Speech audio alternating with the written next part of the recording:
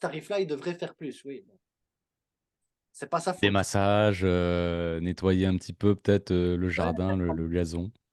aller en tribune, distribuer des saucisses après les matchs, faire des bisous, je sais pas, tu vois? Mais Faire des bisous.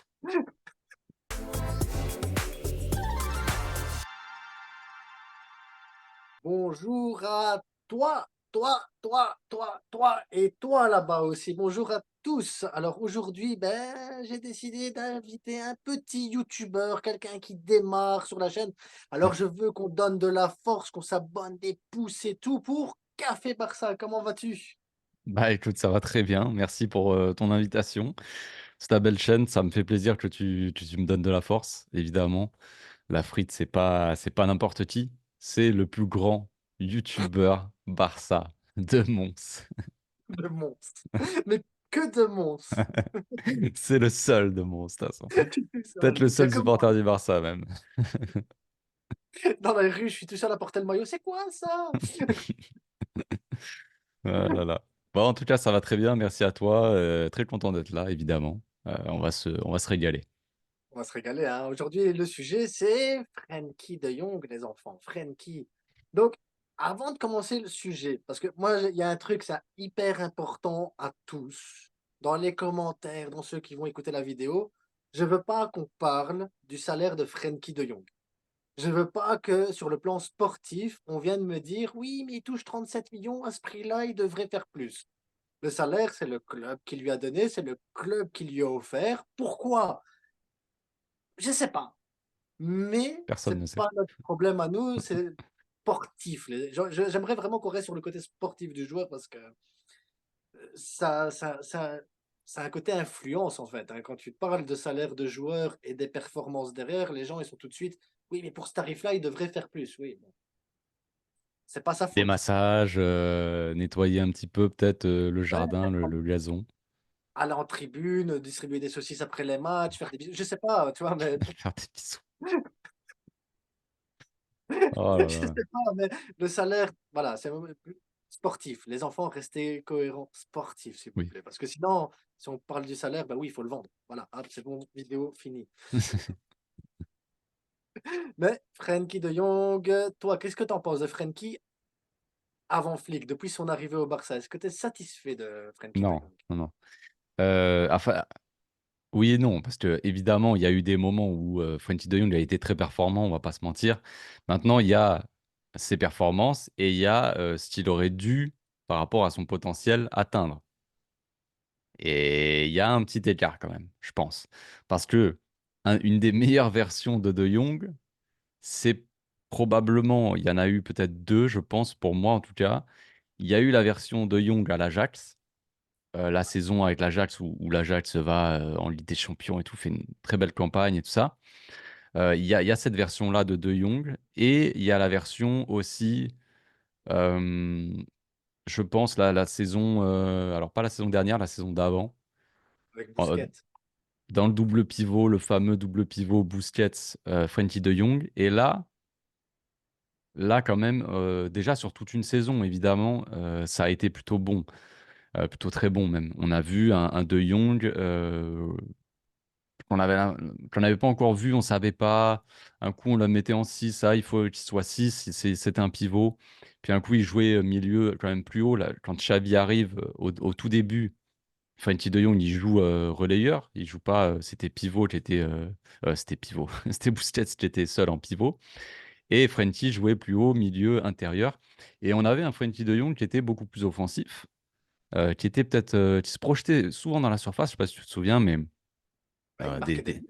ouais, il marquait des buts, même de la tête ou je me souviens d'une remise à un moment, je crois que c'est peut-être un centre de Jordi Alba ou je sais plus. Un long ballon pour, De Jong qui cavale et qui met sa tête juste avant que la balle elle sorte là, c'était avec un maillot noir, je crois.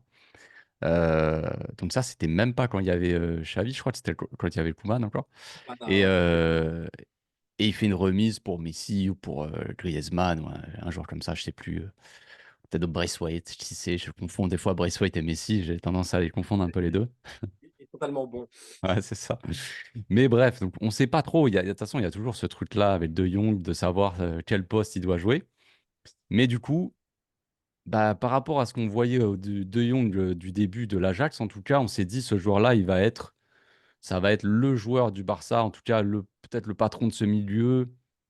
Il y avait aussi cet espoir de prendre la relève de Busquets, même si clairement on l'a vu, de toute façon, c'est pas du tout le même profil que Busquets, hein. Je pense que comparer Frenkie à Busquets, je pense que si on le compare, tu vas faire beaucoup de cauchemars, la frite. J'ai pas envie de me lancer là-dedans. Comme ça. Tu vas pas dormir de la nuit.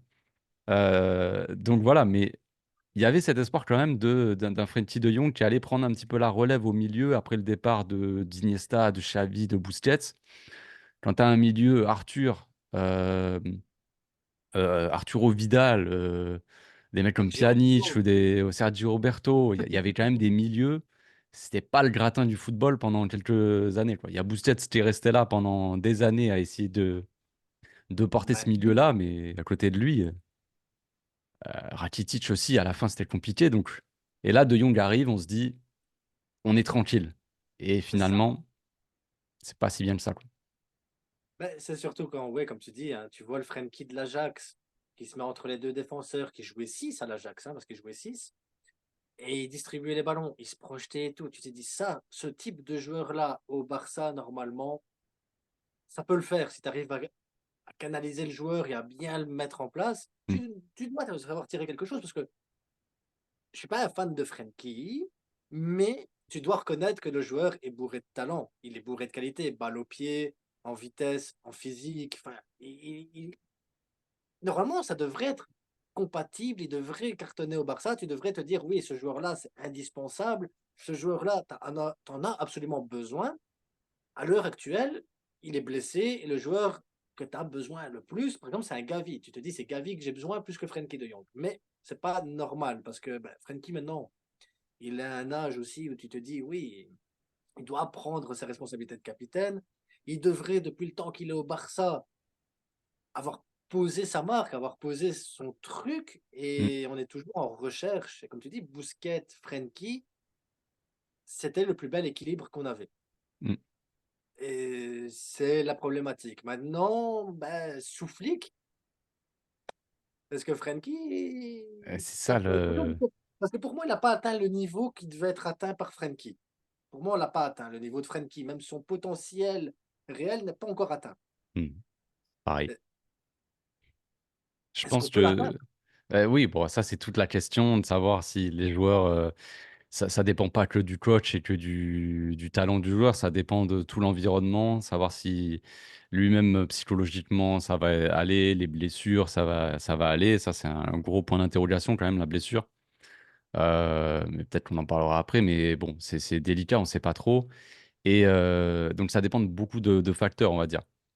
Euh, mais je pense que déjà, euh, les coachs qui l'ont bien utilisé, bon, il y avait Koeman qui l'utilisait de manière plus offensive et je pense que c'était pas trop mal. C'était une certaine version de Frenkie de Jong, en tout cas, qui pouvait être pas mal.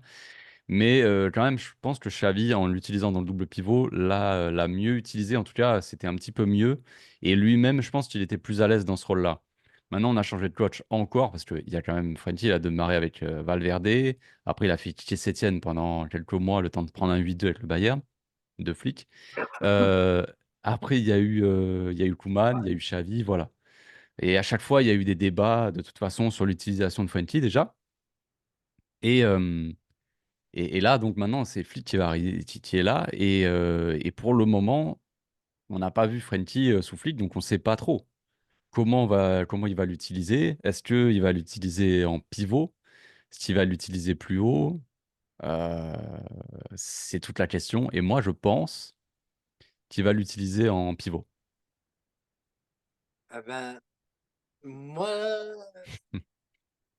j'ai une autre intuition en fait sur l'utilisation de Frankie avec Flick. Parce qu'il ne faut pas oublier que Flick, et moi, il m'a assez étonné. Parce que si on prend la saison dernière, je me plaignais beaucoup que Rafinha jouait à droite et que c'était pas un ailier droit et il fallait absolument qu'il y ait un Cancelo ou quelqu'un pour l'aider pour dribbler. Mm, Je me plaignais que Robert Lewandowski, il lui fallait quelqu'un à côté de lui parce qu'il fallait absolument quelqu'un pour l'aider à libérer des espaces. Il fallait quelqu'un à côté d'un autre joueur parce que voilà. Et je m'étais dit, mais on n'a pas un vrai Barcelone qui n'a pas le niveau et tout ça. Et Flick a solutionné tout ça. Yamal tout seul, là, c'est bon, ça fonctionne. Robert Lewandowski et Rafinha ont besoin de quelqu'un, ben, on va les mettre à deux, là, ça fonctionne très bien. Et je me dis, Frenkie en 6 ça ne fonctionnera pas. Frenkie en 6 ça ne peut pas fonctionner pour moi parce que défensivement, il est nonchalant, Mm. il descend beaucoup trop bas. On l'a vu même l'année passée quand il était là. Koubarsi s'est relancé un ballon et tout ça. Il se mettait des fois plus bas que Koubarsi pour relancer une balle. Et pour moi, Frenkie de Jong en 6 Flick utilise les qualités des joueurs plutôt que de corriger leurs défauts. Mm. Et si tu mets Frenkie en 6 tout seul, il ne va pas corriger les défauts de Frenkie de Jong, il va essayer de sublimer ses qualités. Et je vois un Casado, c'est que ça peut paraître fou, défenseur droit, à la Kimmich, revenir dans le milieu de terrain pour avoir ce double pivot pour libérer justement Frenkie dans ce rôle qui est la tâche défensive. Et là, tu vas me dire, mais Koundé, revenir dans l'axe, vu nos problèmes de défenseur central. Moi, j'ai plus cette impression-là de l'utilisation de Frenkie aidé par la montée de Casado en défenseur droit. Moi, je pense pas du tout. Je pense pas parce que c'est pas ce qu'on a vu. En fait, pendant la pré-saison, moi, je pense qu'on a vu des choses que Flick a essayé et je pense qu'il a essayé de certaines choses parce que dans son équipe, on va dire, à plein potentiel ou en tout cas avec tous les joueurs disponibles, il va jouer de la manière dont il joue actuellement. Et en pré-saison, on a vu directement la différence. On s'attendait à un double pivot. Bon, il y en a toujours qui pensent qu'on joue en double pivot, mais je ne pense pas. On joue avec clairement un pivot et depuis le début de la saison, c'est Bernal. Euh, et il y a une raison à ça. Pour moi, Bernal, c'était pas le même que Frenkie de Jong, Non, mais c'est un profil aussi, Bernal, qui est très mobile et c'est pas un pur milieu défensif qui va être agressif et qui va défendre et tout ça. Il a un physique pour gagner des duels de la tête et si bah, gagner des duels tout simplement au sol, quoi, parce qu'il est costaud.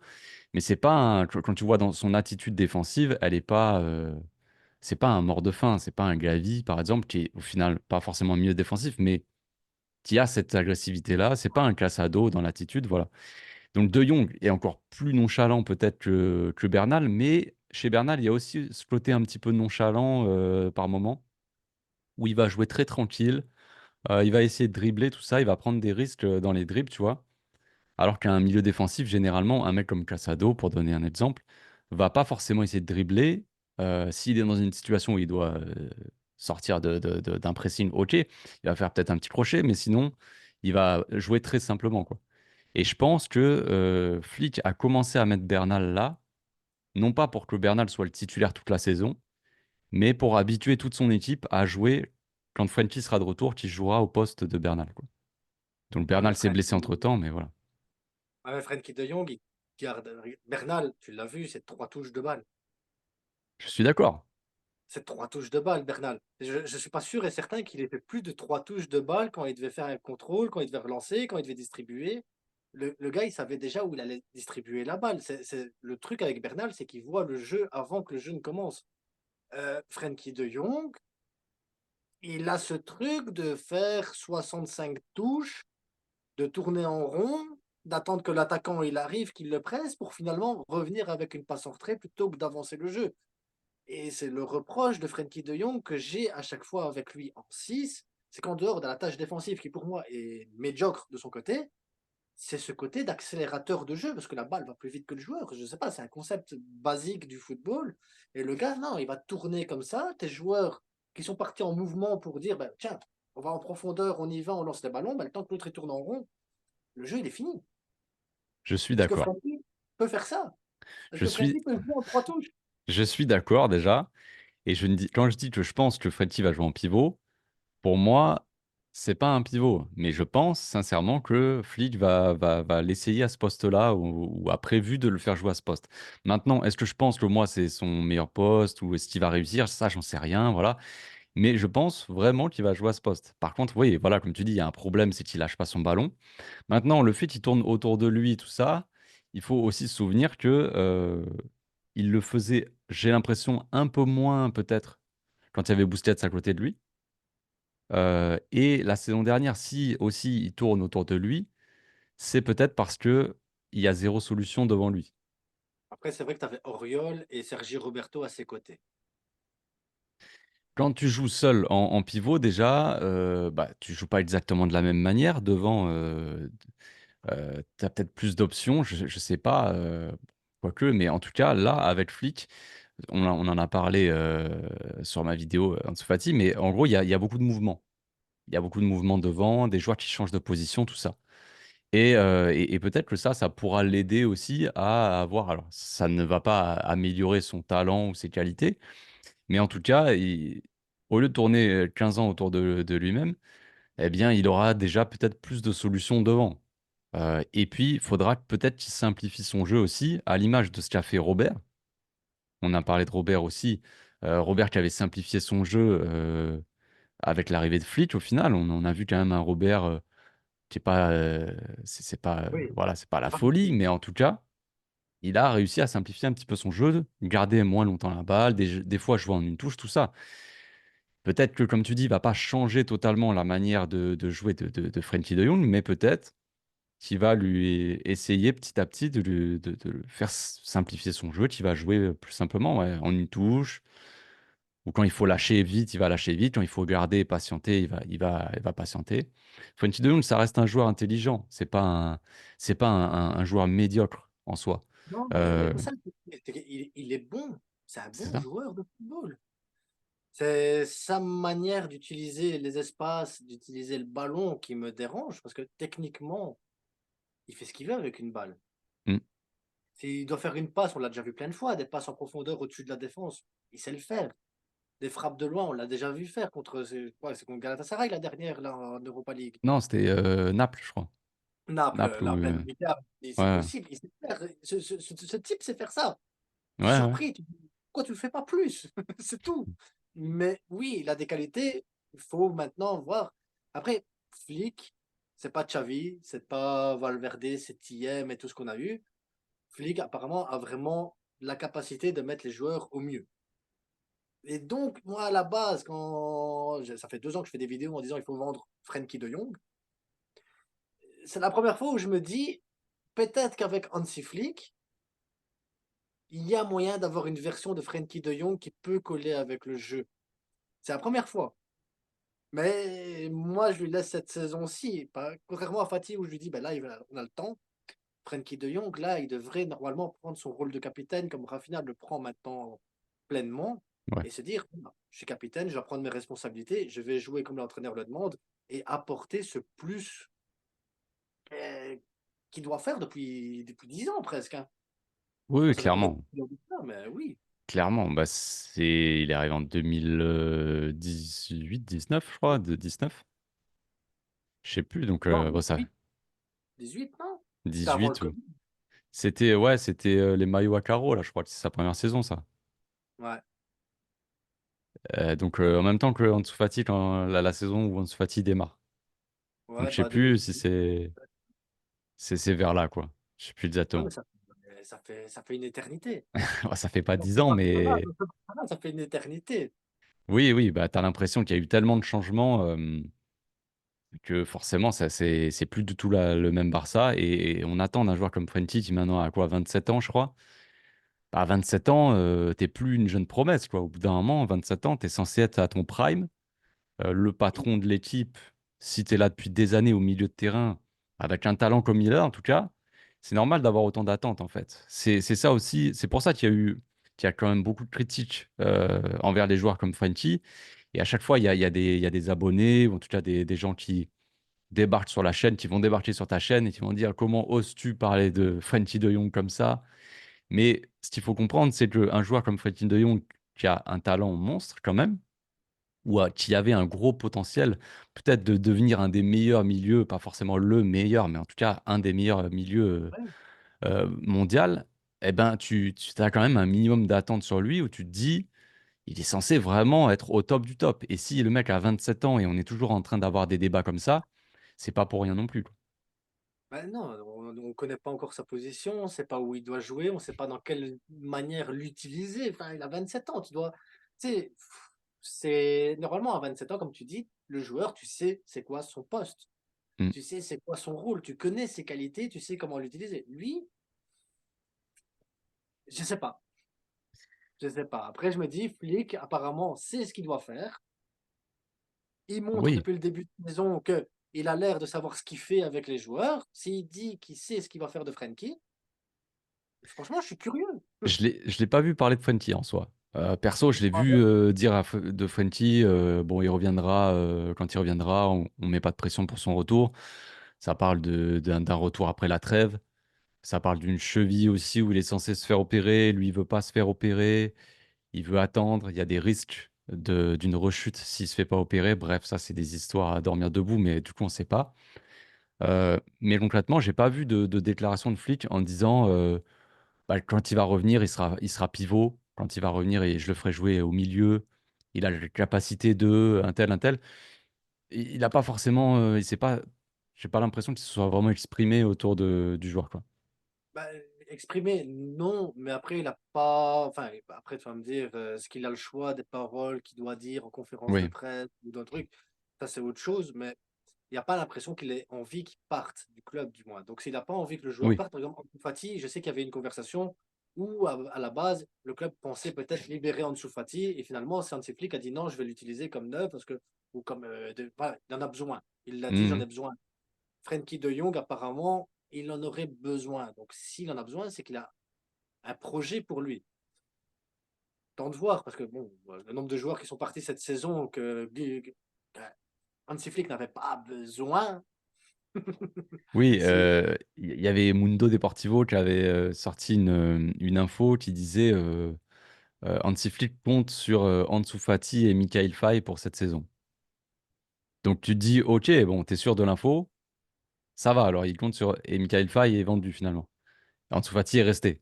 Donc bon, les infos, on sait pas trop, mais oui, il y a eu ouais. des infos comme quoi il était, enfin, il pensait que Frenkie de Jong et Ronald aussi Alvaro allaient être des joueurs importants de l'équipe. Donc Maintenant, est-ce que c'est de la conversation, du dialogue, de bienveillance, enfin, de toute façon, oui, il y a un truc de contrat aussi, sans parler du salaire, c'est interdit. Mais cette volonté aussi de prolonger le joueur, sans parler ouais, chiffres, mais déjà de savoir si il est intéressé par le projet. Bon, intéressé par le projet, voilà, mais savoir s'il compte vraiment rester, parce que l'été prochain, il lui reste 1 an de contrat. S'il ne prolonge pas avant l'été prochain, il sera mis sur le marché des transferts. Est-ce qu'il voudra partir ou pas encore? C'est encore des histoires, on ne sait pas, mais il y a ça aussi qu'il faut prendre en compte. Euh, Ça, moi, je me disais récemment, c'est que on a les retours même de Ronald aussi. On a appris que Ronald était peut-être pas convaincu par le projet de Barça parce qu'il voulait gagner des trophées. C'est vrai que nous, au Barça, ce qu'on aime bien, c'est juste faire des matchs amicaux comme ça ouais, avec des on est équipes de bien là. quartier. Ouais, ouais. On n'a pas envie de gagner de trophées ici au Barça. Le Barça, c'est Un petit pas. club. Un Ouais, c'est château un roux. petit. Ouais, c'est pas. Pauvre Châteauroux. Ils ont rien demandé, mais bon.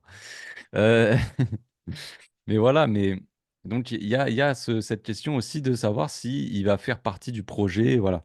Donc comme tu dis, il y a peut-être des déclarations qui sont bienveillantes, peut-être dans ce sens-là où Flick va dire je compte sur Frenchie pour essayer de le convaincre aussi de prolonger, je sais pas pour les salaires, mais en tout cas d'essayer de prolonger le joueur et qu'il parte pas gratuitement ou quoi.